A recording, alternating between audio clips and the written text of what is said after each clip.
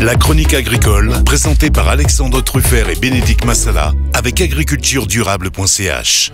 Salut Alexandre, j'ai entendu dire qu'on pouvait lutter contre les acariens qui attaquent la vigne sans utiliser de pesticides. Comment ça fonctionne? Salut Bénédicte. En Suisse, 2 acariens appelés araignées rouges et araignées jaunes sont des ravageurs de la vigne. Dans les années 50, on a commencé à les combattre avec des insecticides qui avaient pour inconvénient de nuire à toute la faune. De plus, les araignées rouges et jaunes sont rapidement devenues résistantes. Les scientifiques de Changin ont décidé de privilégier la lutte biologique et de combattre les acariens avec des typhlodromes. Un typhlo quoi? C'est un insecte? Non, c'est aussi un acarien, une minuscule araignée. Le typhlodrome est carnivore et se nourrit de nos 2 ravageurs de la vigne, les araignées rouges et les araignées jaunes.